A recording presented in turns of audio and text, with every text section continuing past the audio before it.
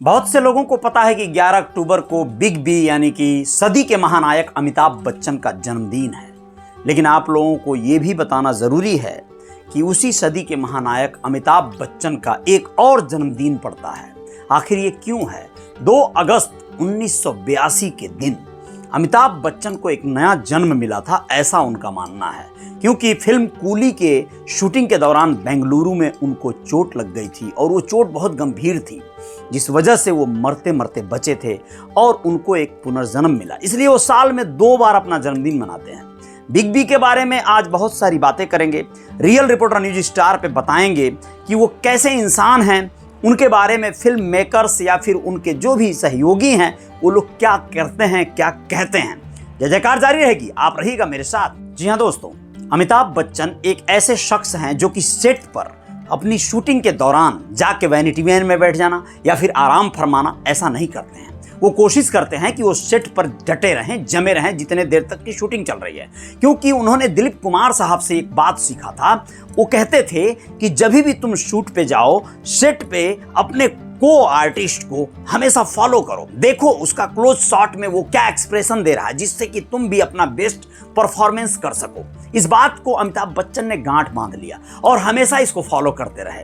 आप लोगों को बताना जरूरी है कि अमिताभ बच्चन के मेकअप मैन दीपक सावंत हैं और वो शुरू से ही उनका मेकअप करते आए हैं। अमिताभ बच्चन उनके लिए फ्री में 3 फिल्मों में काम किया है।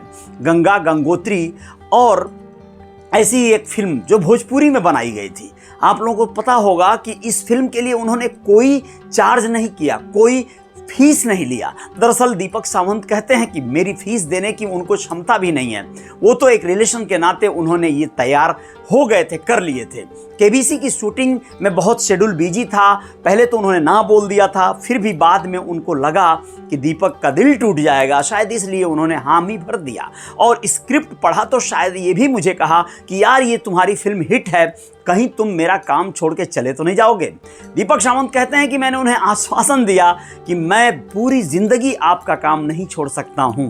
दीपक सावंत बड़े ईमानदारी और शिद्दत से अमिताभ बच्चन के लिए मेकअप का काम करते रहे हैं। वो अपने विगत दिनों की यादों को बताते हैं कि एक बार किस तरह लगभग 2 घंटे तक दीपक सावंत का इंतजार किए थे बिग बी। क्योंकि दीपक सावंत बारिश के नाते कहीं ट्रैफिक में फंस गए थे और लेट हो गए थे सेट पर पहुंचने में।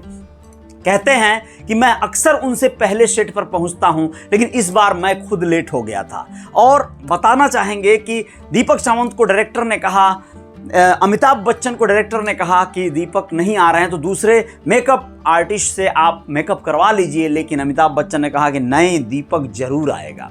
ये उनका भरोसा था और दीपक सावंत जब पहुंचे तो उनसे मेकअप अमिताभ ने लिया था। अब आप लोगों को एक और वाकया बताते हैं। जब एक बार दीपक सावंत की मां की मौत हो गई थी, उस दिन भी बिग बी का एक विशेष शूटिंग था और दीपक उस शूटिंग में पहुंच गए थे।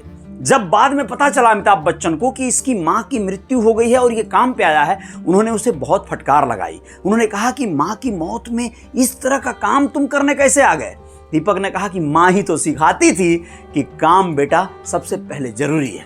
अब आप लोगों को बताते हैं वो भी किस्से जब बिग बी के बारे में दूसरे तमाम मेकर्स जो हैं, तमाम डायरेक्टर जो हैं, वो लोग क्या कहते हैं। विवेक शर्मा जो डायरेक्टर हैं, जिन्होंने भूतनाथ किया था उनके साथ, उनका अनुभव बड़ा अनोखा है। वो कहते हैं कि बिग बी बहुत फनी है। शुरुआत में तो हम लोगों को समझ में नहीं आया, हम लोग बहुत सीरियस हो गए थे, डर भी लग रहा था। उनका जो वो कद काठी, उनकी भव्य भारी भरकम आवाज़, उसके सामने सब लोग बहुत साइलेंट मोड में रहते थे। लेकिन धीरे धीरे वो बहुत ज़्यादा फ्रेंडली हो गए।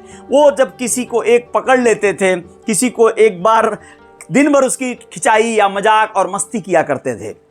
वो कहते हैं कि जूही चावला को आमतौर पे किचन में काम करने का कोई एक्सपीरियंस नहीं है, तो उनसे पराठे बनवाने थे हम लोगों को सीन में, और वो पराठे सही नहीं बन पा रहे थे तो हम लोगों ने रेडीमेड पराठे मंगा लिए।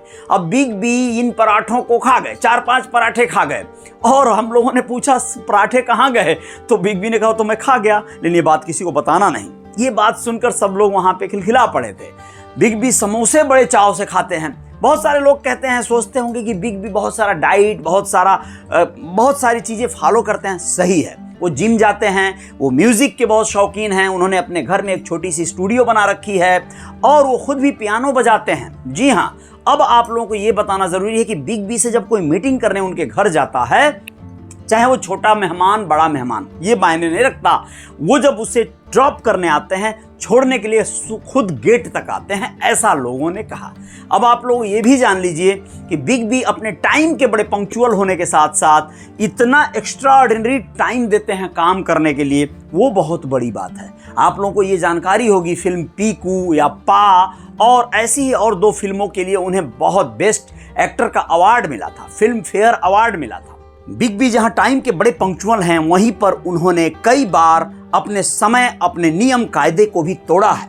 उनके सेक्रेटरी शीतल जैन कहते हैं कि आमतौर पर बिग बी संडे के दिन शूट नहीं करते हैं, छुट्टी रखते हैं, लेकिन भूतनाथ के मेकर्स कहते हैं कि उन लोगों को ज्यादातर शेड्यूल जो मिला था वो संडे का मिल गया था। अब ये मजबूरी जब बिग बी ने जाना तो उन्होंने उन्हें 7 रविवार काम करने के लिए दिया और उन्होंने कहा कि मैं इस सिचुएशन को समझ सकता हूं। तो इस तरह के हैं वो, कोई ऐसा नहीं है कि उन्होंने सौगंध खा लिया कि ये काम नहीं करेंगे तो नहीं करेंगे, ऐसा कुछ भी नहीं है। आप लोगों को बताना जरूरी है, अग्निपथ, ब्लैक और पीकू, पा जैसी फिल्मों के लिए राष्ट्रीय स्तर का 4 पुरस्कार बिग बी को मिल चुका है और फिल्म फेयर अवार्ड में 12 पुरस्कार, लगभग 334 फिल्म पुरस्कारों से भरा पड़ा है उनका शेल्फ, उनकी अलमारियां। दोस्तों आप लोगों को बताऊं कि बिग बी के पास इस तरह के तमाम किस्से हैं या उनसे जुड़े किस्से हैं जो लोग भूल नहीं पाते हैं। मेहुल कुमार कहते हैं कि बिग बी काम के प्रति बड़े पंक्चुअल हैं, जिन्होंने कोहराम जैसी फिल्म भी बिग बी के साथ में किया था, मृत्युदाता फिल्म भी उन्होंने किया था। ये बात अलग है कि मृत्युदाता से कमबैक किए थे बिग बी और मेहुल कुमार को खुद बोले थे कि कोई धांसू स्क्रिप्ट हो तो बताओ और उस पर काम करते हैं, कुछ अच्छा करना है, अपने प्रोडक्शन से करना है। ये सारी सिचुएशंस हैं, सारे किस्से हैं।